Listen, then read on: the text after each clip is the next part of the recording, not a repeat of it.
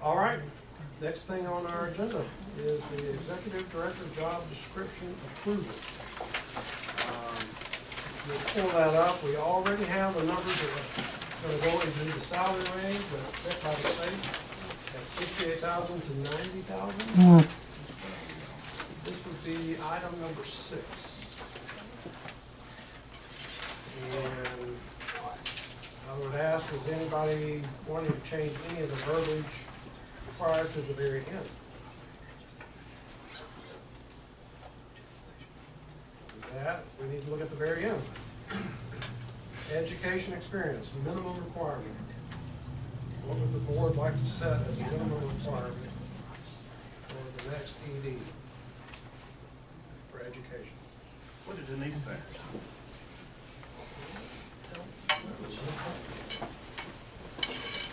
I would say that we don't want to hamstring ourselves in that and saying that you've got to have a PhD.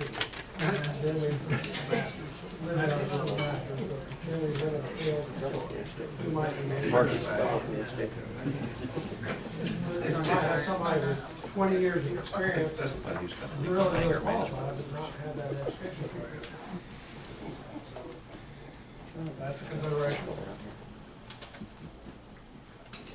I don't think necessarily a master's degree is required to take executive here. But a verified bachelor's. Verified what? Bachelor's degree. Bachelor's degree? Verified.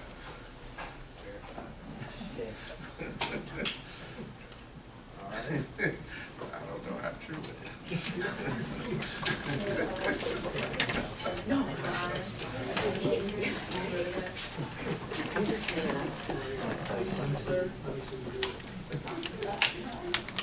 Stan? I've been known to nudge the board member from time to time. We have a motion? That's what, or Stan? education level? What'd you say on experience? What do I get the experience? We're doing only education. We're doing one at a time. But I'm concerned that we might find somebody that's really, really experienced that may not meet the education level if we say it's too high. If it's And vice versa. I'm talking about a minimum. In your verbiage, couldn't you put the word should have and? Instead of must. Have you looked at some of the samples or some of the examples that are already on the State Personnel Board website? Because oftentimes you will see a minimum education requirement, and then there'll be additional information that allows you to offset the education by experience. Certain numbers of experience would, for someone may perhaps we have a doctorate level program, but it might say a master's level person with 8 years of experience or something like that. There is some verbiage out there. If you'd like for us to take a look at it, maybe circulate it to you, instead of trying to craft it on the spot, I think you're gonna, but there is some. My concern is getting this out.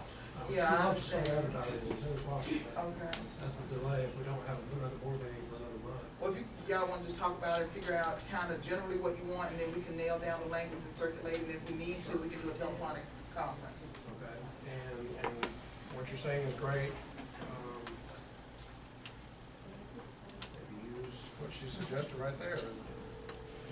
What would be the education level that we're saying? What do you look at? Bachelor's? Do you want a dentist? Yeah, that's all right. Bachelor's. Okay, well, I'm kind of open to it. I'm waiting to get there. And then experience. How much? 5, 10. Where the experience is. More stable, what type of person it is. Okay, so our experience was we need to look at people that have management experience. Experience with regulatory board. It's a whole different thing. That may narrow that field. They narrow it down. And so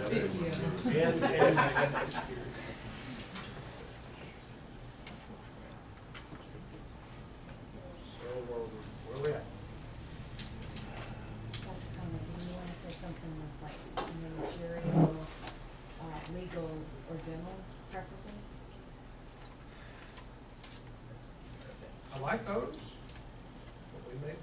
somebody that's not in that. I don't wanna get it too tight, is my concern. The intention would be we have a three-person panel to go through the initial applications, and then we will present the initial applications to the full board, for you all to consider before we move forward on anybody. So you're gonna get to see and say and accept an application before we talk to them.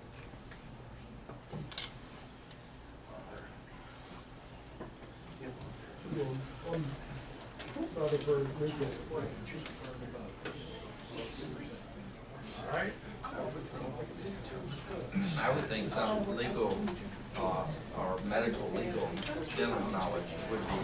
I just checked on the material. It's partial. About 6% of it's through, bringing it down.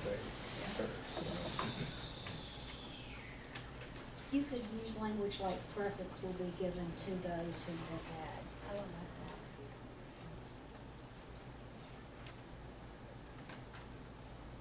Okay, here we have job description.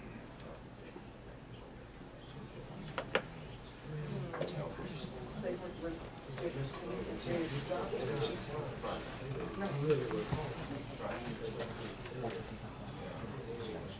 I see what you're We saying. can train, you know.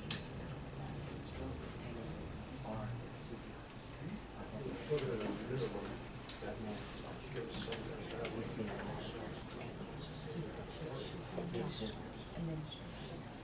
Then you can do the same.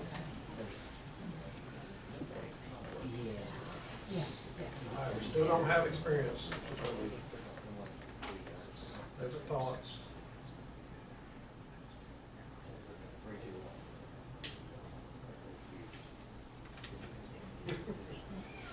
I'm looking for y'all.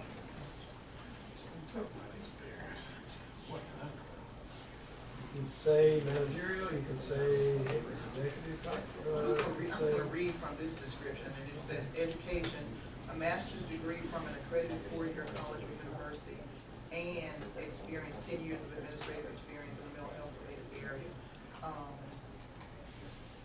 So if we just say 10 years of administrative experience, and that can leave it wide Although open. this job does pay up to $167,000. Y'all might have to. I don't think we need to. I mean, I think that. So bachelor's degree, we're gonna, I think, stay with that, but experience is. Experience in administration. Experience in how long, how much?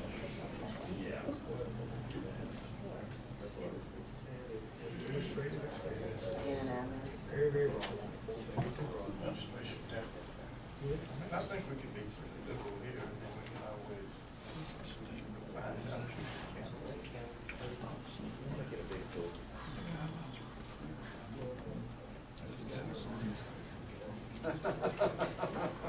All right, so at least a bachelor's degree at an accredited college and administrative experience. Do we want to put a time frame on that? Minimum knowledge of medical dental terms or something. Well, You put that, and then how many people do you exclude, and how many people know dental? They got a lot of folks in that, we might be able to get them over there. You might miss that golden nugget if we say dental and. I think that's our job. Yeah, we got to talk through, we can train, We can but train anybody. For this job, Is this the director dealing with them? it's already with. A bachelor's degree from an accredited four-year college or university in business administration, public administration, or related field, and 5 years of managerial experience and work related to the below described duties, or graduation from a standard four-year high school or GED equivalent, and 9 years of related experience, 5 years of which must have included line or functional administrative supervision. Substitution statement, above graduation from a four-year high school or equivalent GED program and related experience may be substituted on an equal basis for education, and related education may be substituted on an equal basis for experience. She just print this out and tell you what's already online at the SPE for this particular job class. all right, are we in favor of that? Let's move. So moved. Second. All right, Harkins made a motion. Steve seconded, I would, to accept what Odetta read. I would like for us to consider, having a dentist in this role, That's heavily consider not that. excluded. I'm just making that statement. Okay. That I think it's something we need to consider. I've heard from a lot of dentists in the state saying that would be a very good thing if we had a dentist. This will be sent out, nationally, this job description, so there may be a lot of applications. I'd say so. Any other thoughts, comments on this? So apply. It It could be worse, most medical licensure boards are run by employers. Yeah, that's pretty sad.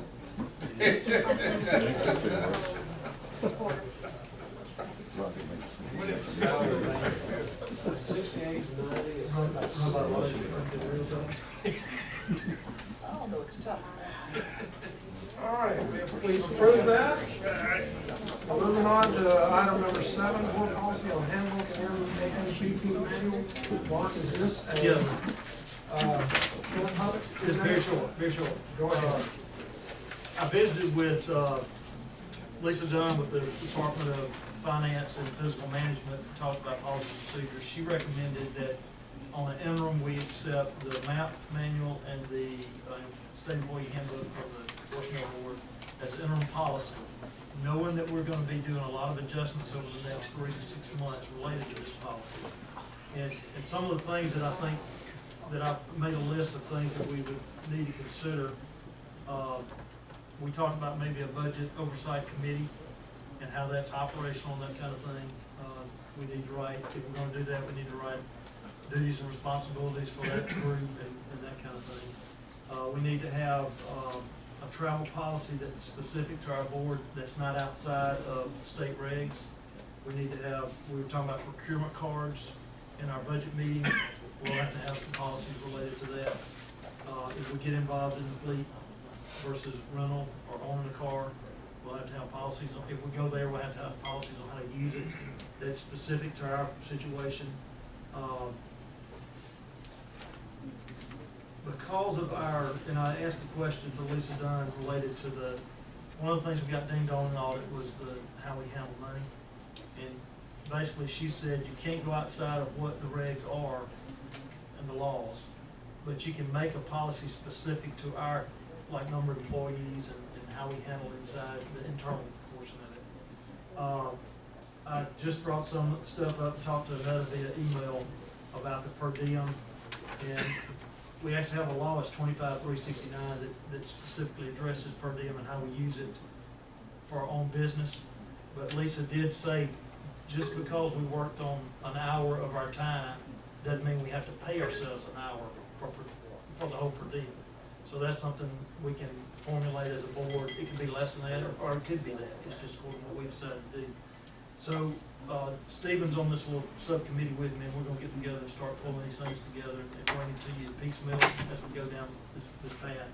And also, DFA's good at it, but you heard her say they will not write them for us. But Denise has told me that she can help us write them, specifically write it out. She's been with enough boards and has, so we may get to a point where we're asked for some more funding to hire her to help us do some writing in that area. So it's a lot of work to be done moving forward, but I just want to kind of give y'all a quick update of where we're going. So it is your recommendation that we adopt what's already out there and then later amend it? Yeah, well, we're gonna, that's always, because we're a state agency, we have to have that. We can't go outside of this. It's what I'm gonna bring forth in the future, is adoption of policy specific to our agency that is not out, it may be in here, but it's gonna be specific to our agency. We can't go against what we're adopting today. We already have this then? Well, she said we need to adopt it as interim policy. So that's why I recommend that we do adopt these two manuals as interim policy. Interim. Yes, Is there a motion? I'll make it. I'll second. Mark and Steve. All right, discussion?